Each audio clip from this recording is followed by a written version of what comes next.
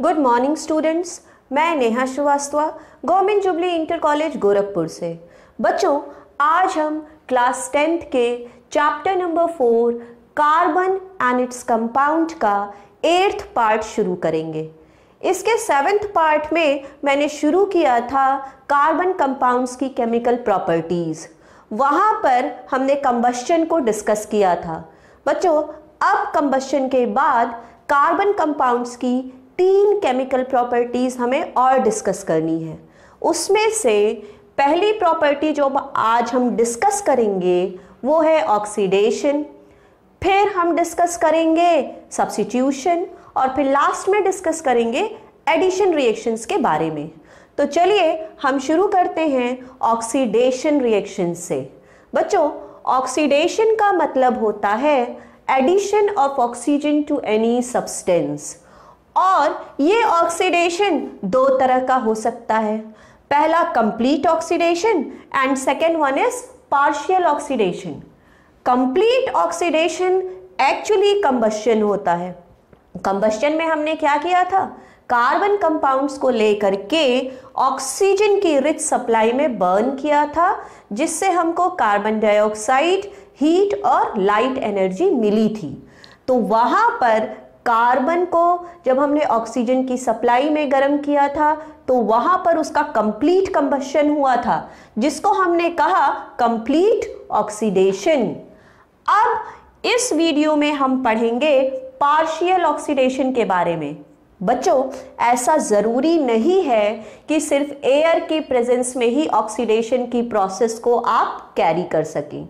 इसके अलावा भी कुछ ऐसे केमिकल सब्सटेंस होते हैं जिनकी प्रेजेंस में ऑक्सीडेशन की प्रोसेस हो सकती है। तो ऐसे सब्सटेंसेस को which are capable of adding oxygen to other substances, इनको हम कहते हैं ऑक्सीडाइजिंग एजेंट्स। तो बच्चों, ये जो पार्शियल ऑक्सीडेशन होता है, it is carried out using oxidising agents. तो क्या होते हैं oxidising agent? Oxidising agents are those chemical substances which are capable of adding oxygen to other substances. आइए इसको हम एक केमिकल रिएक्शन की हेल्प से समझते हैं। बच्चों, यहाँ पर आप देख सकते हैं कि हमने जो सब्सटेंस लिया है वो है एथिल अल्कोहल, जिसमें फंक्शनल ग्रुप अल्कोहल या OH प्रेजेंट है। जब हम इसको रिएक्ट कराते हैं in presence of alkaline KMnO4 and acidified potassium dichromate से, जो कि एक ऑक्सीडाइजिंग एजेंट है, तो क्या होता है, they are capable of adding oxygen to other substances like ethyl alcohol. तो उस केस में क्या होगा, ऑक्सीजन का एडिशन हो जाएगा और इस प्रोसेस को हम कहेंगे ऑक्सीडेशन। और ऑक्सीडेशन के बाद में ये जो एथिल अल्कोहल था ये चेंज हो जाता है कार्बोक्सिलिक एसिड में, और कौन सी कार्बोक्सिलिक एसिड में, ये चेंज हो जाता है एसिटिक एसिड में। बच्चों, ये जो एसिटिक एसिड यहाँ पर लिया गया है, इसका फॉर्मूला आप देखिए क्या है, CH3COOH। आप यहाँ पर देखिए एथिल अल्कोहल में सिर्फ एक ऑक्सीजन था, जबकि एसिटिक एसिड में एक ऑक्सीजन का एडिशन हो गया। तो क्या हुआ, ये अल्केलाइन पोटेशियम परमैंगनेट या एसिडिफाइड पोटेशियम डाइक्रोमेट की प्रेजेंस में। Why? Because these are oxidizing agents and they are capable of adding oxygen to other substances. क्या हुआ, एथिल अल्कोहल का ऑक्सीडेशन हो गया एसिटिक एसिड में, और इसके साथ में वाटर भी बनता है। तो यहाँ पर ये जो ऑक्सीडेशन की प्रोसेस थी, इसको आप एक एक्सपेरिमेंट की हेल्प से भी समझ सकते हैं। इसमें देखिए हमने क्या किया है बच्चों, इसमें हमने एथिल अल्कोहल को लिया है और उसको डायरेक्ट हीट नहीं किया है। उसको कैसे हीट किया है, उसको हमने हीट किया है वाटर बाथ पर। वाटर बाथ पर जब हमने एथिल अल्कोहल को हीट किया, उसके बाद हम क्या करेंगे, उसके बाद हम इस एथिल अल्कोहल में oxidising agent alkaline potassium permanganate डालेंगे। बच्चों, ये जो पोटेशियम परमैंगनेट होता है ये पर्पल कलर का होता है, और आप देखेंगे कि जैसे ही आपने इस कलरलेस अल्कोहल में पोटेशियम परमैंगनेट ऐड किया, पोटेशियम परमैंगनेट पर्पल कलर से कलरलेस हो गया। तो क्या हुआ इस प्रोसेस में? इस प्रोसेस में एक्चुअली अल्कोहल का ऑक्सीडेशन हुआ एसिटिक एसिड में। यहां पर हुआ अल्कोहल का ऑक्सीडेशन, और इन टर्न क्या हो गया? ये जो KMnO4 था उसका रिडक्शन हो गया। तो इसका हो गया रिडक्शन, और रिडक्शन के बाद में ये कलरलेस हो गया। तो बच्चों, इस प्रोसेस में हुआ क्या? एथिल अल्कोहल का ऑक्सीडेशन हो गया, और ये जो आपने अल्केलाइन पोटेशियम परमैंगनेट लिया था इसका रिडक्शन हो जाता है। तो इस तरह से ऑक्सीडेशन की प्रोसेस में आपने क्या देखा? ऑक्सीडेशन की प्रोसेस में एक तो कंप्लीट ऑक्सीडेशन होता है which is also called combustion, और एक होता है partial oxidation which is carried out in presence of oxidising agents. चलिए अब हम अपना अगला केमिकल प्रॉपर्टी सब्स्टिट्यूशन स्टार्ट करते हैं। चलिए बच्चों, अब हम अपना अगला रिएक्शन स्टार्ट करते हैं, and that is substitution reaction. क्या होता है ये substitution reaction? Substitution reaction means to substitute. इसका क्या मतलब होता है? इसका मतलब है direct replacement of an atom और group of atoms by another atom or group of atoms without any change in rest of the molecule। इसका मतलब होता है कि जब कोई एटम या ग्रुप ऑफ एटम किसी मॉलिक्यूल के किसी एटम या ग्रुप ऑफ एटम को रिप्लेस करके उसकी प्लेस खुद ऑक्यूपाई कर लेता है, और इस तरह से ऑक्यूपाई करता है कि जो मॉलिक्यूल का बाकी पार्ट है उसमें कोई भी चेंजेस ना आए, तो इस तरह के केमिकल रिएक्शंस को हम कहते हैं सब्स्टिट्यूशन रिएक्शंस। तो बच्चों, ये जो सब्स्टिट्यूशन रिएक्शन है ये आज हम पढ़ेंगे in case of saturated compound. वैसे तो सैचुरेटेड कंपाउंड नॉर्मली अनरिएक्टिव और इनर्ट नेचर के होते हैं। ऐसा क्यों होता है?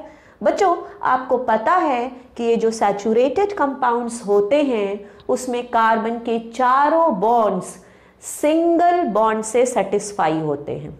तो बच्चों, कार्बन की जो चारों वैलेंसीज होती है वो सिंगल बॉन्ड से सेटिस्फाई होने की वजह से ये जो मॉलिक्यूल्स होते हैं उनमें जो कार्बन कार्बन बॉन्ड होता है वो भी बहुत स्ट्रांग होता है, और जो कार्बन और हाइड्रोजन के बीच का बॉन्ड होता है वो भी बहुत स्ट्रांग होता है। तो ये दोनों बॉन्ड के बहुत स्ट्रांग होने की वजह से ये जो सैचुरेटेड कंपाउंड्स होते हैं they are unreactive and inert in nature. लेकिन बच्चों, जब ये सैचुरेटेड कंपाउंड क्लोरीन गैस के कांटेक्ट में आते हैं इन प्रेजेंस ऑफ सनलाइट और टेम्परेचर या हीट, तो क्या होता है कि अगर temperature is around 520 to 670 Kelvin, तो क्लोरीन गैस बहुत रैपिडली रिएक्ट करता है सैचुरेटेड कंपाउंड के साथ में और बहुत सारे प्रोडक्ट्स बनाता है। आइए हम उसमें से एक एग्जाम्पल देखते हैं। जब सैचुरेटेड कंपाउंड मीथेन रिएक्ट करता है क्लोरीन गैस के साथ में। बच्चों, जब मीथेन क्लोरीन गैस के साथ सनलाइट की प्रेजेंस में या 520 से 670 केल्विन टेम्परेचर पर रिएक्ट करता है तो वो सब्स्टिट्यूशन प्रोडक्ट देता है। इसमें क्या होता है कि एक क्लोरीन का एटम हाइड्रोजन एटम को रिप्लेस करके उसकी प्लेस खुद ऑक्यूपाई कर लेता है। आप देखिए कि अगर इस हाइड्रोजन को मैं रिप्लेस कर दूं और उसकी जगह क्या लिख दूं, क्लोरीन, तो क्या हो जाएगा यहाँ पर हाइड्रोजन की जगह मैंने लिख दिया क्लोरीन, तो ये कौन सा कंपाउंड बन गया, ये बन गया CH3Cl, और यहाँ से एक क्लोरीन बच गया और ये हाइड्रोजन जो यहाँ से रिप्लेस हुआ है वो दोनों मिल करके क्या बना लेते हैं, HCl। तो इस कंपाउंड का नाम क्या हो जाएगा बच्चों, ये था हमारा मीथेन। क्लोरीन ऐड हो गया तो अब हम इसको कहेंगे chloromethane. So this is chloromethane. तो ये बन गया हमारा पहला कंपाउंड। अब अगला देखिए, इस क्लोरोमीथेन में अभी भी 3 हाइड्रोजन बचे हुए हैं। बच्चों अगर आप क्लोरीन एक्सेस में लीजिएगा तो वो क्लोरीन इन तीनों हाइड्रोजन्स को बारी बारी से रिप्लेस कर देगा। आप देखिए यहाँ पर हमने लिया था CH3Cl, ये था हमारा CH3Cl। ये फिर से जब क्लोरीन गैस से रिएक्ट करेगा अंडर सिमिलर कंडीशन तो क्या होगा, अब दूसरा हाइड्रोजन रिप्लेस होगा, और जब ये दूसरा हाइड्रोजन यहाँ से रिप्लेस होगा तो क्या बनेगा, यहाँ पर ये 2 हाइड्रोजन तो पहले से ही थे और इस पोजीशन पर भी इस हाइड्रोजन को रिप्लेस करके कौन आ जाएगा, क्लोरीन आ जाएगा, और ये दोनों क्लोरीन आ गए। अब यहाँ से जो हाइड्रोजन गया वो यहाँ के एक क्लोरीन के साथ में मिल करके फिर से क्या बना लेगा, HCl। अब आप देखिए ये तो था हमारा क्लोरोमीथेन, यहाँ पर एक क्लोरीन और ऐड हो गया तो इसको हम कहेंगे dichloromethane. So this is your dichloromethane. अब ये जो डाइक्लोरोमीथेन बना इसमें अभी भी 2 हाइड्रोजन बचे हुए हैं, तो ये डाइक्लोरोमीथेन का क्या फॉर्मूला है, इसका फॉर्मूला है CH2Cl2। तो ये जो CH2Cl2 है ये फर्दर रिएक्ट करेगा क्लोरीन गैस के साथ में अंडर सिमिलर कंडीशन। अब तीसरा हाइड्रोजन रिप्लेस हो जाएगा, तो तीसरा हाइड्रोजन रिप्लेस होने के बाद हमको ये स्ट्रक्चर मिलेगा, और ये क्या है, ये है CHCl3, इसको हम क्लोरोफॉर्म भी कहते हैं, और बच्चों इसका नाम होगा ट्राइक्लोरोमीथेन। ये हो गया हमारा ट्राइक्लोरोमीथेन, और इसके साथ में क्या निकल जाएगा, HCl। बच्चों अब आप देख सकते हैं कि यहाँ पर एक हाइड्रोजन अभी और बचा हुआ है, इस हाइड्रोजन को भी निकाल देते हैं। तो यहाँ पर हमको मिला ये CHCl3, ये रिएक्ट करेगा क्लोरीन से अंडर सिमिलर कंडीशन, तो ये जो लास्ट हाइड्रोजन है वो भी रिप्लेस हो जाएगा। अब जब ये लास्ट हाइड्रोजन रिप्लेस होगा तो चारों पोजीशन पे आप देखेंगे कौन आ गया, चारों पोजीशन पे आ जाएगा क्लोरीन। इसका क्या नाम होगा बच्चों, इसका नाम हो जाएगा टेट्रा, 4 क्लोरीन है तो इसका नाम हो जाएगा टेट्रा क्लोरोमीथेन। तो बच्चों अब कोई भी हाइड्रोजन नहीं बचा, तो क्लोरीन ने क्या किया, क्लोरीन ने बारी बारी से सारे हाइड्रोजन्स को सब्स्टिट्यूट कर दिया। तो बच्चों ये था सब्स्टिट्यूशन रिएक्शन। इसमें क्या हुआ, इसमें क्लोरीन ने बारी बारी से सैचुरेटेड हाइड्रोकार्बन के सभी हाइड्रोजन्स को सब्स्टिट्यूट कर दिया। चलिए हम अगला रिएक्शन शुरू करते हैं, और अगला रिएक्शन है एडिशन रिएक्शन। बच्चों अब हम अपना लास्ट केमिकल प्रॉपर्टी डिस्कस करेंगे, and that is addition reaction. Addition reaction means when reactants combine to give single product. बच्चों इस केस में सारे रिएक्टेंट्स आपस में कंबाइन करके सिर्फ एक ही प्रोडक्ट देते हैं।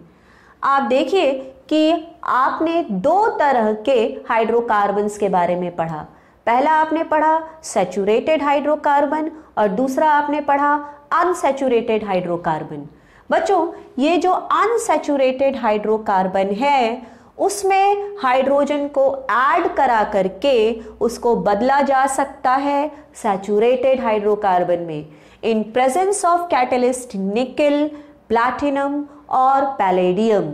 हाइड्रोजन को ऐड कराने को हम हाइड्रोजिनेशन भी कहते हैं। आप इस रिएक्शन को देखिए, इसमें अनसैचुरेटेड हाइड्रोकार्बन का हाइड्रोजिनेशन कराया गया है। What do you mean by unsaturated hydrocarbon? Unsaturated hydrocarbons are those organic compounds which are made up of only carbon and hydrogen atom, and in their carbon chain they contain at least one double or triple bond। बच्चों, वो organic compound जो सिर्फ carbon और hydrogen के atom से मिलकर के बने होते हैं और उनमें कार्बन की चेन में डबल या ट्रिपल बॉन्ड्स पाए जाते हैं, ऐसे कंपाउंड्स को हम कहते हैं अनसैचुरेटेड हाइड्रोकार्बन। जब इस तरह के कंपाउंड्स में हम निकेल, प्लैटिनम या पैलेडियम कैटलिस्ट की प्रेजेंस में हाइड्रोजन को ऐड कराते हैं तो वो बदल जाते हैं सैचुरेटेड हाइड्रोकार्बन में। अब सैचुरेटेड हाइड्रोकार्बन क्या होते हैं? सैचुरेटेड हाइड्रोकार्बन वो ऑर्गेनिक कंपाउंड होते हैं जो कि सिर्फ हाइड्रोजन और कार्बन से मिलकर के बने हों और जिसमें कार्बन की चारों वैलेंसीज सिर्फ सिंगल बॉन्ड से सेटिस्फाई होती हूँ। इसका एक एग्जाम्पल आप देखिए, इसमें आप देखिए वेजिटेबल ऑयल में कौन ऐड हो रहा है? हाइड्रोजन। किसकी प्रेजेंस में? इन presence of catalyst nickel at temperature around 473 kelvin. और वो किस में बदल जा रहा है? वो बदल जा रहा है वेजिटेबल घी या वनस्पति घी में। इसमें हाइड्रोजन का एडिशन हुआ है, किसमें? वेजिटेबल ऑयल में। बच्चों, ये जो वेजिटेबल ऑयल होता है ये अनसैचुरेटेड होता है और जब इसमें हाइड्रोजन ऐड हो जाता है तब वो किस में बदल जाता है? वो बदल जाता है वनस्पति घी या वेजिटेबल घी में, जो कि एक सैचुरेटेड कंपाउंड होता है, एक सैचुरेटेड फैट होता है। बच्चों, आपने सुना होगा कि अक्सर कहा जाता है कि वेजिटेबल घी का यूज़ नहीं करना चाहिए, it is not good for health, और उसके कंपैरिजन में हमें ऑयल का यूज़ करना चाहिए। ऐसा इसलिए कहा जाता है क्योंकि जो वेजिटेबल घी होता है इससे हमारी बॉडी में बैड कोलेस्ट्रॉल का लेवल ब्लड में इंक्रीज हो जाता है। तो अगर बैड कोलेस्ट्रॉल लेवल इंक्रीज हो जाता है, it is not good for health, तो हम इस रिएक्शन को कराते ही क्यों हैं? बच्चों, इस रिएक्शन को इसलिए कराया जाता है क्योंकि आप वेजिटेबल ऑयल को लंबे समय के लिए स्टोर करके नहीं रख सकते, जबकि वेजिटेबल घी को बहुत लंबे टाइम तक के लिए स्टोर किया जा सकता है। आइए अब इसके बाद हम कुछ और एग्जाम्पल्स देखते हैं जहां पर एडिशन रिएक्शन की हेल्प से हमने अनसैचुरेटेड कंपाउंड्स को सैचुरेटेड कंपाउंड्स में चेंज किया है। जैसे यहाँ पर देखिए, कार्बन कार्बन के बीच में डबल बॉन्ड है, इसको जब हम ब्रोमीन से रिएक्ट कराते हैं in presence of carbon tetrachloride तो क्या होता है? बच्चों, ये जो डबल बॉन्ड है ये टूट जाता है और इस डबल बॉन्ड के टूटने से यहाँ पर दो ब्रोमीन एटम्स कार्बन से जुड़ जाते हैं। अब आप देख सकते हैं कि कार्बन की चारों वैलेंसीज यहाँ पर सिंगल बॉन्ड से सेटिस्फाई हुई हैं। तो क्या हुआ? ये अनसैचुरेटेड से सैचुरेटेड में बदल गया। तो बच्चों, इस तरह से हमने देखा कि एडिशन रिएक्शन की हेल्प से हम अनसैचुरेटेड हाइड्रोकार्बन्स को सैचुरेटेड हाइड्रोकार्बन्स में चेंज कर सकते हैं। तो बच्चों, इस तरह से आज के वीडियो में आपने ऑर्गेनिक कंपाउंड की बहुत सारी केमिकल प्रॉपर्टीज़ को समझा और जाना। अगले वीडियो में हम डिस्कस करेंगे कुछ इम्पॉर्टेंट ऑर्गेनिक कंपाउंड्स के बारे में। तब तक के लिए थैंक यू।